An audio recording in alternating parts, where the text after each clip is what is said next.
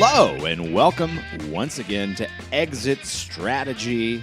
You might be asking yourself, what is this podcast? What is this friendly chat between two friends going to be about? Well, I have a comedian on my show, and I asked that comedian, hey, you've worked really hard to become this comedian. You've done a lot. You've spent years trying to become one. You are one.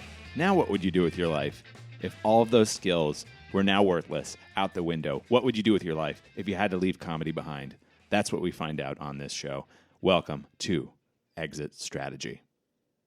Today I'm welcoming Eliza Skinner to the show. She's my guest. We're going to find out what she would do with her life if comedy was no longer a part of it. And she has spent a long time doing comedy. She's been a comedian for quite some time, worked her way up from the stages of Los Angeles to the writer's room.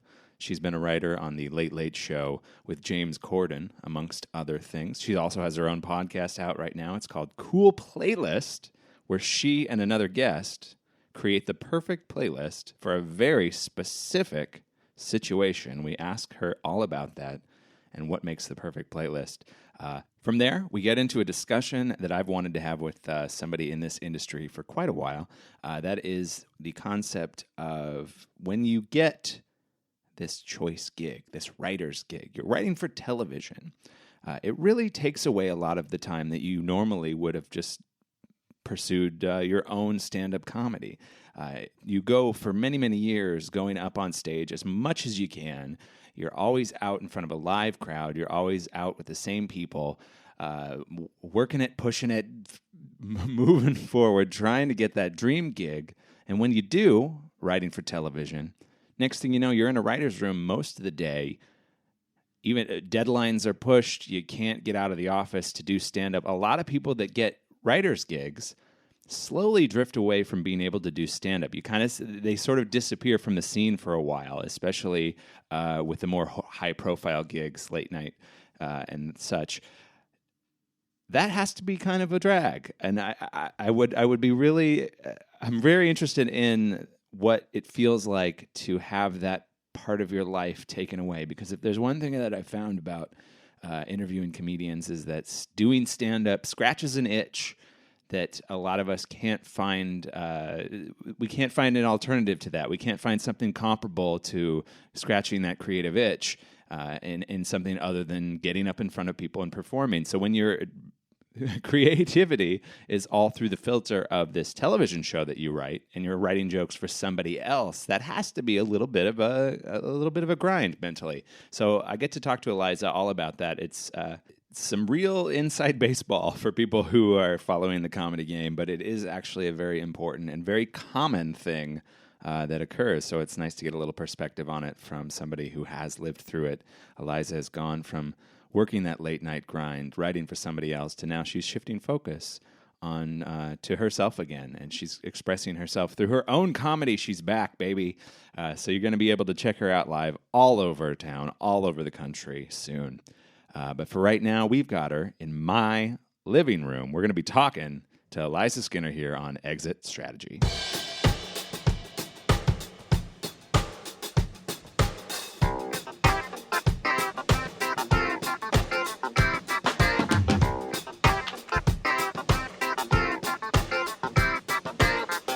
You're very specific about the day that you are available. Is there something that you've been working on? You were like, on this day, I'm free, but like... Oh, I meant after that day. Okay. Yeah, and this day going forward, I am free, Okay. which was a few days ago, I believe. Well, I wanted to just let you settle a little bit. Oh, thank you. Well, yeah, exactly. I was on the jury for a film festival. Nice. For the shorts section of the film festival. Yeah. So, I had to... Was that AFI? Yeah. Yeah. So I was all over the place going to screenings and stuff, and I'm like, I can't really plan things in between these, because and also there were movies I wanted to see as long as I had this pass. Yeah, I know. It's always weird, like, when you're... like there's something in your life that you want to do that you know is going to take up so much of your time, and it's just like I want to commit to things, but I feel guilty being like, no, I'm going to take a little time for this moment for me. You know what I mean? Yeah. Well, I'm glad that you did. I hope that everybody. Thanks. I hope that it won. Eliza. Yes. I wanted to ask you about this podcast. I just found out today that you have a podcast that is devoted to playlists. Mm-hmm. It's called Cool Playlist. Yes. cool playlist. Are you a playlist aficionado? Because I used to be way into making playlists. I am a music aficionado. Okay. And mixtapes. Yes, I'm with you. And the updated version of that is playlists. Yes. I am not somebody who was like really passionate about them kind of before this podcast, honestly. Oh yeah. And I like that they're collaborative. Yeah. That it's me and the guest making these playlists together, and it's also a great way. Like I can introduce new music to people, be it my guest or my audience, by kind of reflecting things that from their choices. Like Yes. They'll send me their choices, and then I'm like, oh, if they liked this, first of all, I'm picking things that I feel like work with the things that they've picked, so it makes a cohesive playlist. Yeah. But also, like, hey, if you like this, you'll probably, or you might like this other thing. Which is kind of what the playlist ultimately should be. Yeah. It needs to. It can't just be like, hey, check out how much I know. You know, it has to be sort of like I'm listening to you, and I'm trying to it's like a level of empathy with music. You know what I mean? Yeah, and that's stuff that I've always been very interested in. And when I was teaching musical improv, I did a lot of talking to people about that, about like what appeals to them about the music that appeals to them, because in that sense, when I was teaching that, I was trying to help people figure out how to create the type of music that they like, on the spot. So kind of break it down. But with Cool Playlist, it's also important, just in a longevity of the podcast sense, to be very specific, because people kind of want to pick similar themes. Like a lot of people want to do breakup playlists. A lot of people want to do. It's been done. Well, I mean, we've had a few, but by making them very specific versions of it, like, is this you're walking around after a breakup? Is this you're lying in bed after a breakup? Whatever. That helps separate them. But also, the basically getting over a crush playlist that I made with Jonah Ray is not going to be the same. And wasn't the same as the getting over a breakup playlist that I made with Emily Gordon, because he's going to put on a lot of pop punk and punk in general, and she's going to put on a lot of like more moody stuff, and so it helps that we can have like 50 different things on in the same area, but they're each going to be slightly different because of if I'm paying enough attention to the musical choices that people are making for those situations. And it's very much like this is that person's personality. Yeah. And the place where mine connects with them. And I think that's also what, all these conversational podcasts are doing too. So I'm trying to do the same thing with music at the same time. Now, do you have any of them made it to your rotation? Are you like, the playlist? Yeah. Oh, most of them. Yeah, they're very useful. Yeah.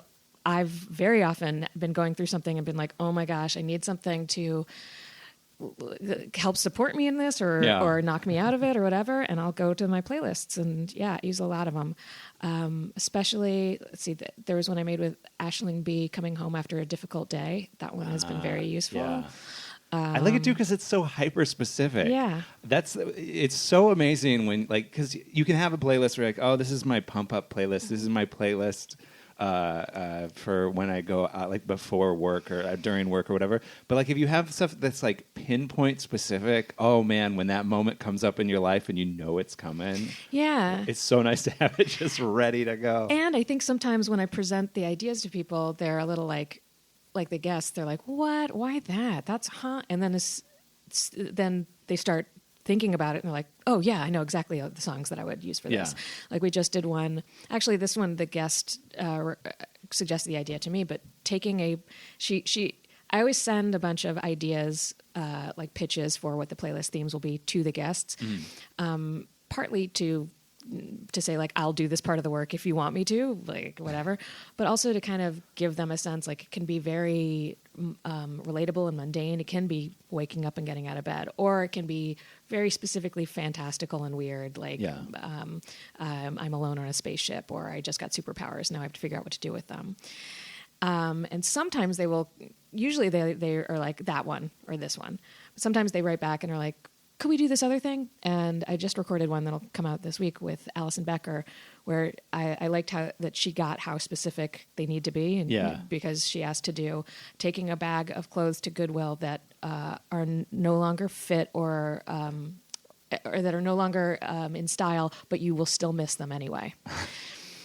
And the playlist that we made, I'm like, this is exactly the playlist for that. It works. Yes, it does work. All these songs are right, and they do evoke that. And it also like kind of brings out the deeper emotional stuff with that sort of thing, Yeah. and other things that are related. Like it ended up being about all kinds of transitions and change in your life and the difficult aspects of that, and also the freeing aspects of it.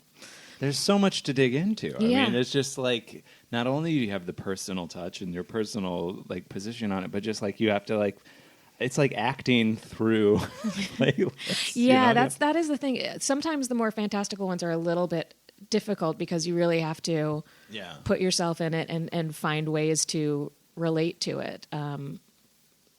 So like, but we also just did Hunting Monsters with Bobcat Goldthwait, and that was really fun too. But you end up finding the metaphors about what are monsters and what is hunting and what are things that like in our actual lives that have related to this a lot more than you're like, okay, so the beast is in front of me and then this song starts. But there's a little bit of that too. Yeah. Well, you got to have some sort of like montagey, like, now we open on this. Yeah. Like, otherwise, Because basically music, I feel like at this point, a lot of times music is just the soundtrack to your movie life. Well, and that's the other thing. It is very much soundtracking. Yeah. It gets very cinematic. And I love soundtracks. I'm very passionate about soundtracks. That's where I first found a lot of the music that I love. Yeah. Because it would be where you would find songs that weren't just what was on the radio. And what was on the radio is always what record companies are pushing. Yeah. Which sometimes that's great and you luck out, but sometimes it's just stuff that like people are trying to make money off of. Whereas on soundtracks, although there is some of that, it was chosen to evoke a feeling and a time and a place and a character, and then it reflects the taste of these filmmakers and sound. I'm forgetting the job, but like the people who put together soundtracks. The musical supervisors. Yes, thank you. Music supervisors who have been exploring and been excited about music in a different way. Yeah. So I'm happy that it is basically making soundtracks. Let me ask you a question, because are you like me, where like you think best case scenario, ever get to make my movie, there's a song or something that I'm like, I want that to be in that song, but I want no one to ever discover it until it is in my movie. Yeah, there have been some, taken. but I have used almost all of them on my playlists. Yeah. So they're out there. Just they're don't out use there. them. Yeah.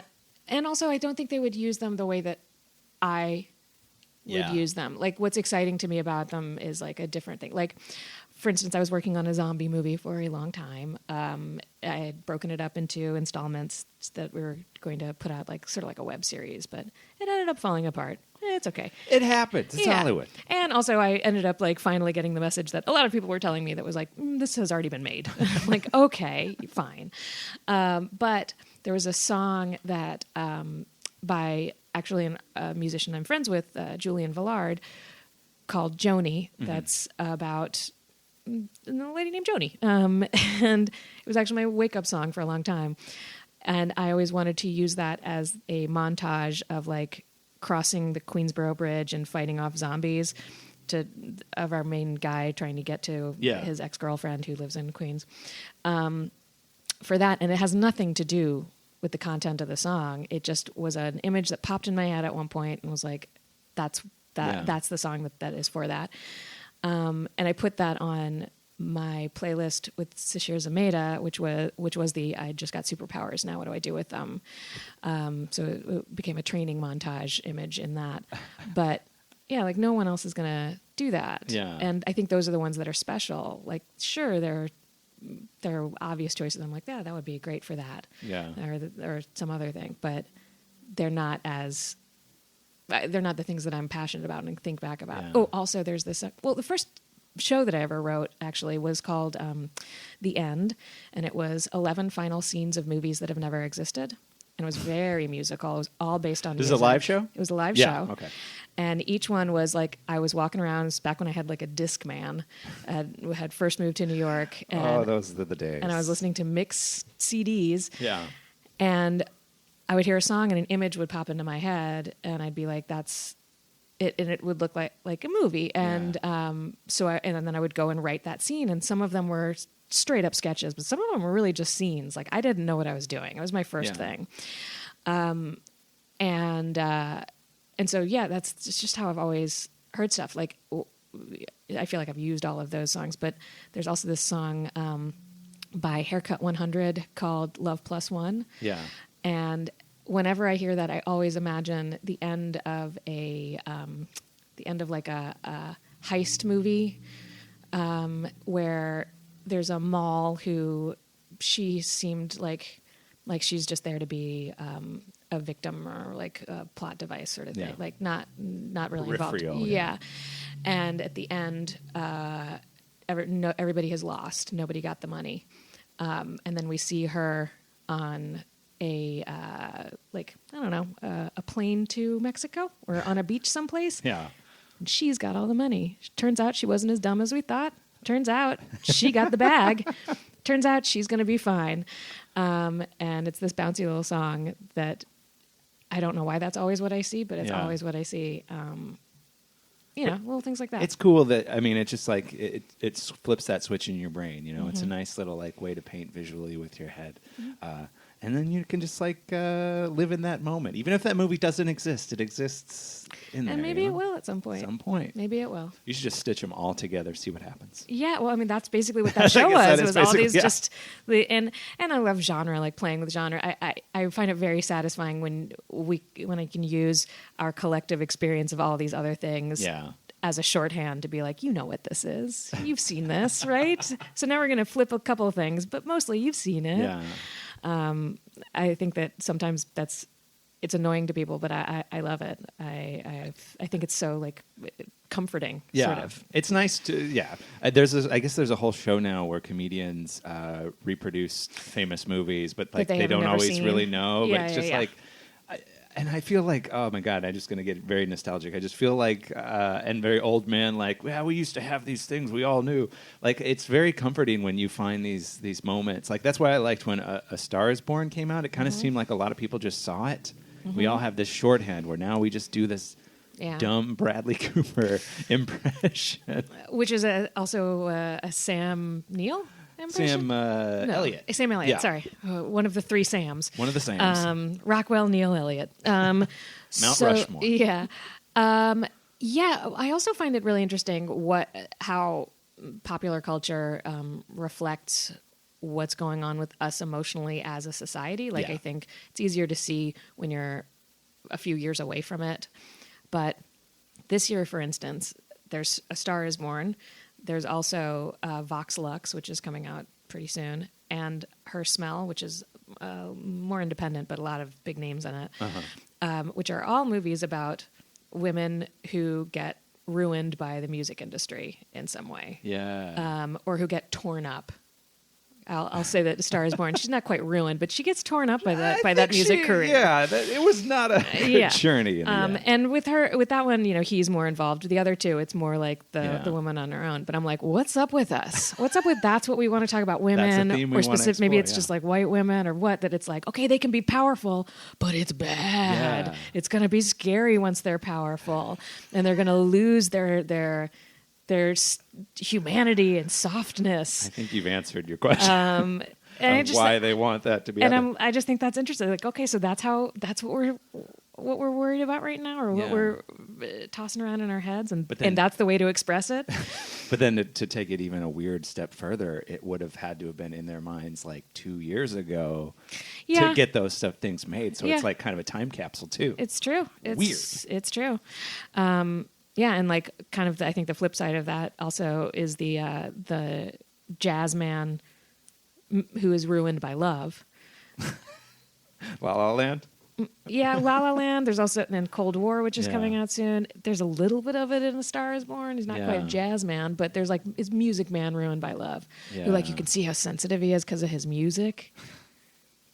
But also he's not sensitive enough to to have unlocked himself enough to really engage in the love. It ruined him. I can't be the gruff cowboy guy if I have to connect with people. Yeah, I feel like it's this way of like, oh man, men are sensitive. They're just, it's so hard to get through the walls, and it hurts them more than anyone else. And like, okay, I guess we're seeing this through jazz and cowboy hats. Jazz and cowboy hats. It's 2018. We're ready for jazz and cowboy hats. Yep. Now you write for the Late Late Show. No, not any longer. Anymore? No, is this something we should not talk about? No, it's okay. Okay, I cool. mean, I'm just a stand-up. I'm a comic. Freeze a bird. Freeze a bird. Okay. I left that to go to Drop the Mic. Drop the Mic. Now, I most recently was one of the head writers for the John Legend Christmas special, A Legendary Christmas, which will be coming out. Classic. Next week, I guess. Yeah. Or I don't know when this is coming out, but yeah. So doing different things, working on different projects for myself. But you did a lot of a time in working in the late night TV world, and now you are. So it sounds like you're getting back to like, all right, I get to do stuff for Eliza. Yes. Is that kind of the case? Yeah, that's exactly what it is. Yeah, I spent a long time making these dudes sound funny, and I'm like, well, what about I get to be the one who sounds funny? That's an interesting thing that I kind of would like your perspective on. It's like. I think all of us as comedians would love to get a job, steady job doing that thing like that. But like, it really does rob you of the time and probably the energy to go out and speak for yourself. Yeah. Was that the case? Yeah, definitely. The energy, like you just don't. A lot of people, a lot of stand-ups who get these jobs just stop doing stand-up because it's so difficult. I think there was like 2 of us on the show when I was there who were still regularly performing in town. Yeah. There are also a lot of people who are not performers to begin with. They're just that is true. They're just writers. They're comedy writers, and them, it's fine. But yeah, it's and I never had a problem with what I was writing. Like it was never like, oh, this joke could be mine. Yeah. I feel like, my job is to write them the jokes in their voice, which is not the same as my voice. And it financially is a good job, but I have always been dumb about money and into art probably. Yeah. Where I'm like, I made this money so I can not do it. Yeah. Like I had this job so that I don't have to have this job, or so that I can use the money that I made from it to make other things. Other people are smart and buy houses and invest things. And instead I'm like, time for a short film, and I'm going to keep on eating oatmeal. Like I'm still going to. But I guess, would you be happy? I mean, no, and I know that. That's how I have to be. Yeah. That's what works for me, and it's where my priority is. Sometimes I beat myself up about it a little bit, where I'm like, you wouldn't have to be stressed out about money if you had made some different choices. Yeah, but you always have to like kind of. You have to have your outlet, or you're going to go crazy. I was going to ask you. When you are writing on the show, is there like an aspect of your creativity that's missing, or is it scratching that itch? Or are you like wanting to go down another? Like, I guess I haven't been able to put my head I think around the thing that's difficult about it is that you are, when you're a stand-up or kind of any kind of comedian, you decide when you perform, and you decide when your stuff sees the light of day, and how to progress with it, and what to do with it, and how to shape it and mold it. When you're writing for somebody else, it's up to them. And so you can write a whole thing, and if they don't want to do it, it doesn't get done. Yeah. And even if you were making that choice and being like, yeah, you know what, I don't like this joke, I'm not going to do it, it would feel different. It would feel like you did something, and it would feel like you had some control and some say in it. That's the part that's hard for me. Like when there would be stretches where I'm just sitting at my desk and I've like written a bunch of stuff and it doesn't get made because of one thing or another. Maybe a guest dropped out. They didn't have the amount of time that they thought they were going to do this bit, or something else came up, and so we're going to do that instead, or whatever. And that surprised me how much that was like really draining. Yeah. The not doing stuff is more draining than the doing stuff. Just that lack of fulfillment of a creative idea, kind of? Yeah, Oh, and momentum. Yeah. You know? So you just have like a desk drawer filled with ideas, though, that you can always use, or is it just so specific? No, there was really specific. Like, I wouldn't be able to use it unless, you know, I was in another position where Ryan Reynolds was promoting the first Deadpool movie. You know, like, why would that come up again? Like, on close to whatever holiday it was close to, right? Like, I had tied that into all it. these Also, like, variables. you know, yeah. Oh, that sounds maddening. Yeah. So, you know, it wasn't like upsetting. It was just kind of a slow chipping away at spirit that was like, oh gosh, how do I knock myself out of this? How do I like get energized? And management of creative people, when they have never been creative, when they've never been on that side of it, is they don't see what the problem is and what they need to do. They're like, what, you're getting a paycheck? Yeah. You had to do less this week, so that should be better. It's like, yeah, but it's not. You need people. So then, like, when I became a head writer, I tried to pay a lot of attention to the emotional climate in the room and for my writers. Yep. That, like, I'm worried about tomorrow. I'm worried about making sure that they are coming in tomorrow excited to write and full of ideas. And so that, like, otherwise what are we doing? Like, yeah, we're just grinding ourselves to the bone and not enjoying a moment of it. Yeah. And it wasn't even like, I was like, I want them to be happy and like me. It was like, no, I want them to have the emotional and creative energy to give me content tomorrow. Yeah. Because, you're not going to get anything out of a room of people that are just, like... depressed. Exactly. Yeah. And it seems like such a logical thing, but, like, it is true. Yeah. Like, I don't work in TV, but I work in, like, the marketing aspect of it. Mm-hmm. And, man, there are just some people who are just like, you cannot read the timbre of this room. People are not happy. Don't ask them for ideas right now because they're going to shit it out. Yeah. And then nothing gets done. Yeah. Or when it gets done, the management is unhappy, and so it gets even worse, and it's like worse and worse and worse and worse and worse.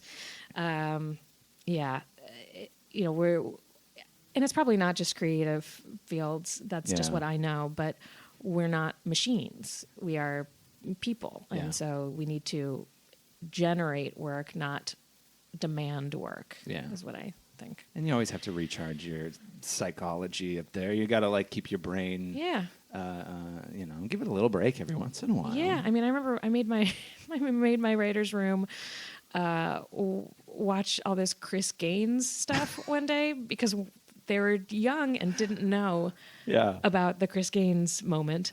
And one of them was a battle rapper, and he had a big battle coming up, and I was like, he was well known, and you know, in the battle rap community, they research each other and like know each other, and so they can write about each other. And I was like, you should throw him for a loop, and Chris Gaines it, and he was like, what are you talking about? And I'm like, what am I talking about? This is important. Everybody needs, and throwing different things like that at them, I did feel like was valuable in part of the day because it's not like you're going to go write about that, but your brain just did something else for a while. Yeah. And so and now you know there's about a little Chris bit Gaines. of space. Yeah, exactly. Which again, I love. I love that Garth Brooks did it. I think it's the coolest thing in the world. I wish everybody did. Every artist should do that stuff. Has there ever been like a definitive oral history of Chris Gaines where he breaks it down, or has he been secretive about it? I don't know how deep you are in he's Gainesology. From the poking around I did, I've never seen him like really break it down. Yeah. I think he enjoys being a little bit secretive about it, and That's a little fun. like, I don't know, you have to ask him. Oh, he's still doing that. I don't know how That's much people so are still funny. asking him about it, but Well, if you ever are with Garth Brooks, I have a feeling that is for sure what I'm going to ask him about. Yes. Well, I don't want to. I don't want to get into the exit strategy, having talked about having like no power with your creativity. I don't want to put you on the spot, but now that you have, you're working for somebody else. Is there anything that you look forward to in the future for yourself? Is there any avenues you want to go down? Is there any Eliza Skinner projects you haven't fulfilled yet? Any that I haven't fulfilled yet. And you don't have to be specific, but what do you want to do? Yeah, well, I was just on the jury for this short competition at the AFI Festival. Mm-hmm. So I had to watch 47 short films. Yeah. And in doing that, I was like, yeah, I should definitely make a short film. Yeah. So that I can make a longer one. Because that's one of those things that, I've always wanted to do, but never seriously considered. Because it seems too big and too difficult and too multi-stepped. Like, I don't know all the different pieces. Yeah. And then I'm watching them and I'm like, they can be any size. They can be any degree of difficulty. And literally I have the means in my back pocket right now. Yeah. If I wanted to do one on an iPhone. And you got to take the step now. I mean, you got to do the small stuff first. Well, that's the thing. I'm trying to use this time to wisely, and use it to propel me into a new direction for my career that I'll be happy with. Yeah, because there's only so much standing on a stage doing stand up. Yeah, but you'll always do it. I will always do it. You'll always have to carve a little time to do it. But I also don't. I started out doing musical improv. Yeah. And I was very good at it, and made a name for myself doing that. And then when I started doing stand-up, I stopped doing musical improv pointedly because people just thought that they expected me to do that at every show. And they thought that I was a musician, and I was like, no, I'm a comedian. I'm funny. These are things I've written. I've got a brain. And I, got pretty far with that, and then realized that I had taken away the thing that made me special. Yeah. And I was just like the 7th best white girl comic. I wasn't at the top. I wasn't there. Like, I'm not. Yeah. There's not a lot that. Like, when people ask me to describe my comedy, I'm like, funny stuff. Yeah. And so I've started putting music back into it. That's good. That's always weird that, I don't know, you don't want to be like, oh, it's a crutch, but then it's also I'm really good at something. Yeah, that's the thing. It's I understand that, the psychology of that. It's kind of a personal frustration, but I'm glad that you embrace it. If you're good at it, why the hell not do it? Yeah. Well, now we've come to the exit strategy portion. I have to take all of this that you've worked so hard for. I have to take it all away. Okay. I have to take away comedy, all the writing, all the performing, all the musical aspects. Oh, entertainment is gone. All of it. All of entertainment, 100%. I'm going to take all of it away. Okay. I might give a little back. We'll see. Okay. We'll see how it goes. But you've obviously put in a lot of effort and work and sweat and tears into doing this. Now, if you had to go down a different path, if you had to start fresh, maybe work that blood, sweat, and tears in another direction. Is there a particular path you would like to go down? I think modeling. I'm kidding. No. Wouldn't that be I was ready to go with you on Wouldn't that be the best answer for somebody to give you on this? Well, clearly, I'm so gorgeous. That has always been the fallback. I guess I would just devote time to that. No. I'm just waiting. I want to say performance artist, but I think that's probably still too much in the same world. Yeah, I'm gonna have to ding that one. Okay. Well, I'm a very bad cook, so probably nothing with that. Okay. You don't have to be good at it. You could just pursue.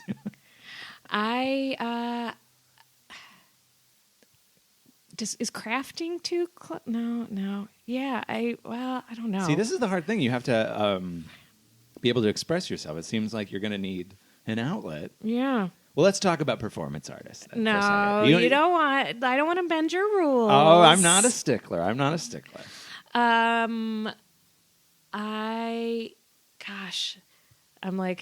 thought I was prepared for this. I knew I was coming here. I knew I was talking about this. And then I threw you for a loop. Yeah, well, but Is there a job where you just read books? Researcher? No. No. Then you have to tell people about them. No thanks. So no librarian either. Yeah, well, cultural critic, that's still in entertainment. Like my degree is in like film and TV, and which was a lot of like watching things and writing things about it, which I also enjoy, as I said, like what we're reflecting about the world all the time. I like animals, but I don't like when they're like sick, so I guess I can't work with them. So there's no. I tried. In high school, I had an internship at a vet office. Yeah. And I think I went like once and was like, nope, can't do this. No, thank you. This is very sad. The cuddly aspect is not always here. Yeah, yeah. An animal under anesthesia is chilling. That you see that once and you're like, no thanks. I cannot do this every day. But I used to be really into knitting. Yeah. Taught knitting classes. I'd have a wine bar. There it is. Okay, I'd have a wine bar. Tell me about your wine bar. Okay, we would have wines. Obviously. But also like small plates. I love small plates. Charcuterie? Ooh, charcuterie, deviled eggs, olives with stuff with like fun stuff, Like I love an olive stuffed with an almond. Not enough people do that. They always want to put garlic in it or blue cheese. Put an almond in there. Switch it up a little. Yeah. Like just like little plates, so you can nibble. This is not a full meal. This is just a little. No, but you know what? You could make it a full meal. You actually could, in my life, I love a snack plate dinner, which I Yeah. sing to the tune of Cat Scratch Fever. We don't have the rights, Eliza. You Yeah, just- I think I've said all I She- need to. I think she you're would all sing doing it. it right now. You know how to do that. They are. Yeah. But I also had one for popcorn breakfast. But I can't remember what song that is. Lost to the ages. Yeah. And low lighting. I think it's a place where like I hate going out where you can't talk to people because it's too loud. Yes.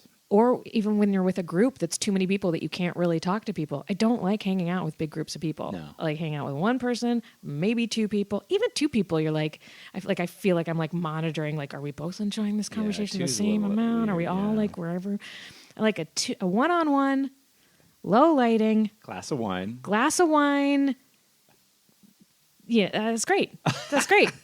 I'm always fascinated about this because this has come up. People have had they want to be a bartender, like or some other shop. Like I'm always curious what people's preferred aesthetic is. Like if I walk into your wine bar, how big is it? What am I seeing? What is the feeling? What music is playing? Okay, it's probably.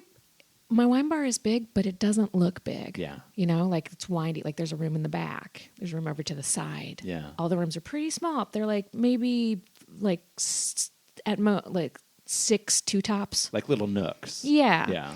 Yeah.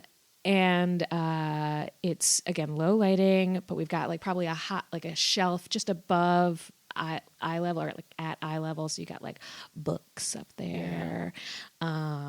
And a lot of dark wood. And again, I'm saying a wine bar, not a bar, because I think I really like when places are simple and do things well. Yeah. So we're going to have a good wine list. We're going to have a limited menu of nibbles. And shareable larger nibbles. places. Yeah. Because also I like going to places like that, again, one-on-one, but by myself. And like reading a book. That's my favorite thing to do when I travel, or if I have time to kill before a show, and I'm like, oh, I got 45 minutes. That's enough time. Unwind. Yeah. Yeah. And I would also want to have, as I said, keep it simple, do it well, but a menu of like where I would have mixed drinks would be non-alcoholic mixed drinks. Oh, okay. Like Yeah. kick up the non-alcoholic options a little bit. Yeah. Like get some like weird syrups, some verbena and lavender and that kind of stuff, and mix that around. So like you also don't have to come there just for booze, Yeah. or come with only people who drink, but it's like special. That's the thing. Yeah. I like a special thing, like a little bit of like a fanfare and ritual to it. Like one of the things I like about theater, sorry, I'm relating it, but I'm not back Well, in you're theater. you're not starting fresh. You have some input. One of the things I really like about theater is that like kind of chokes me up is thinking about how many people put so much effort into this. Like it was somebody's job to make that wig and to get those shoes and to focus that light just right and all that stuff.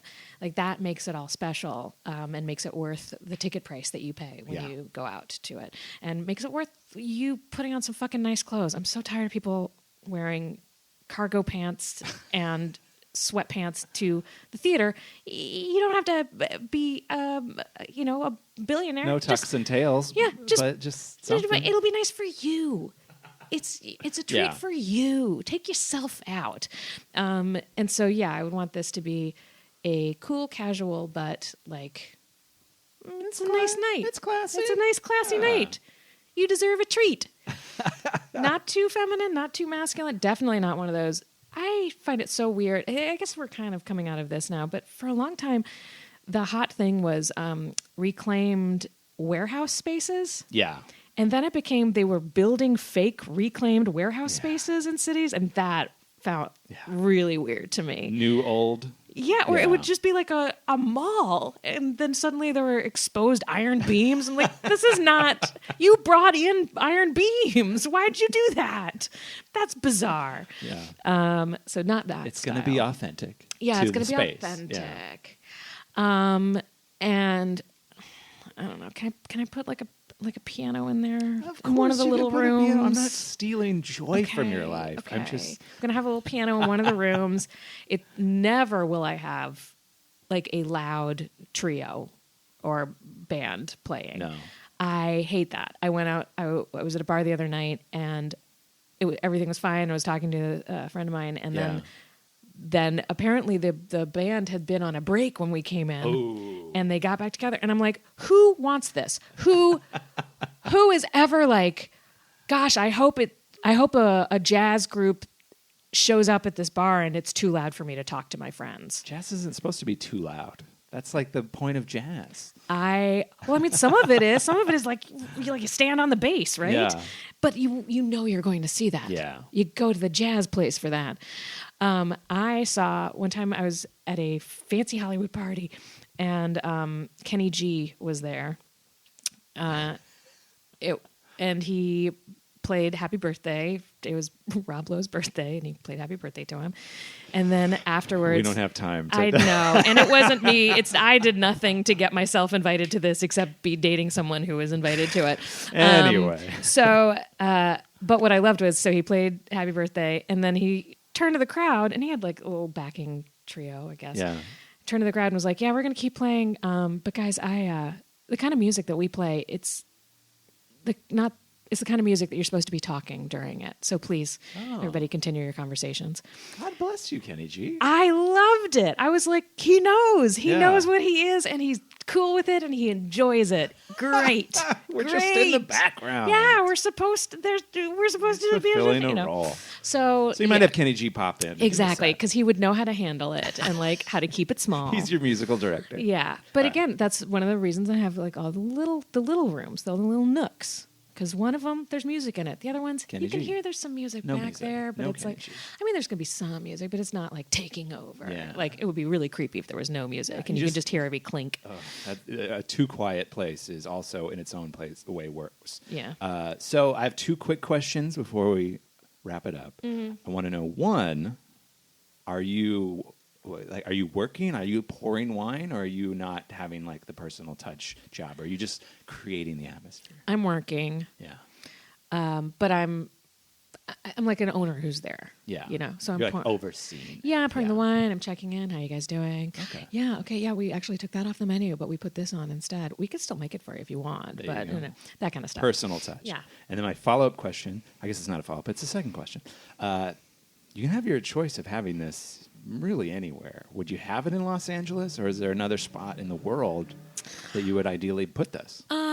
I would not put it in Los Angeles because I would take advantage of the fact that I don't have to live here to not live here. I love living here, Yeah. but it's partly I can't live someplace else Yeah. because of the things I want to do are Entertainment. here. Yeah. So yeah, I would definitely put it someplace else. Might put it in London. Ooh. I like that.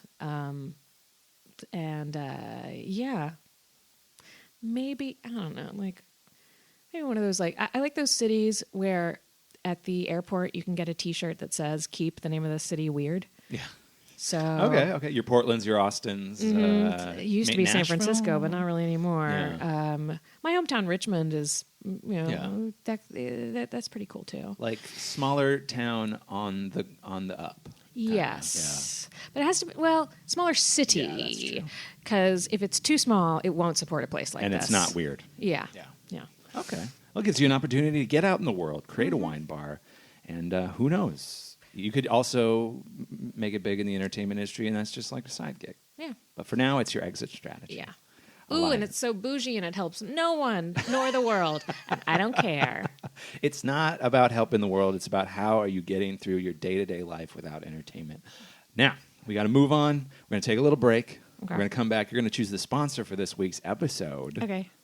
Perhaps this could be the seed money Hey, sponsorship hey, woo-woo. for the wine bar. We're going to be back with more Eliza Skinner in just a sec.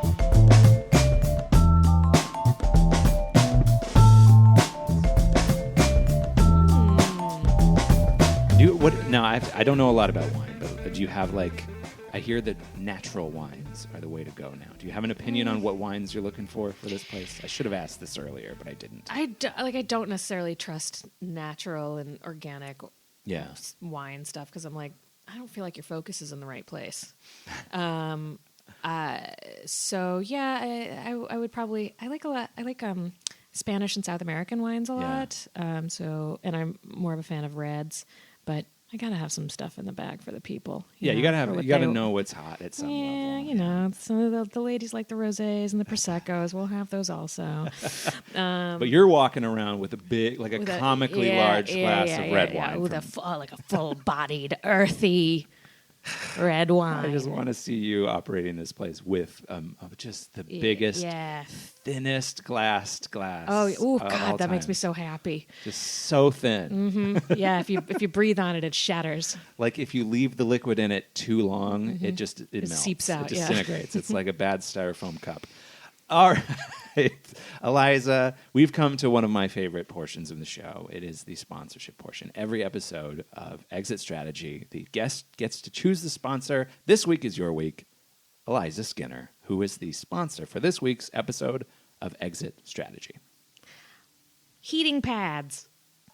Heating pads in general. In general. What do we I put have in no our... business alliance to a specific one, but I like them. What are we putting heating pads on? What are we using them for? Well, one nice way that we use them is before we go to bed, except when it's real hot. Yeah. You slip them in between the sheets, and you turn it on, Oh, and then you turn it off and unplug it, and you get in bed, and ooh, your sheets are all warm. that is a nice It's hack. so nice. It's been getting cold here in Los Angeles. I got to It's tell a you, real treat. I've been digging into some cold beds lately. It's a treat. If I hadn't it's even warmed thought to up. do that. Yeah, I started doing it. I got a massage, and they do the heating bed, and I was like, oh, this is nice.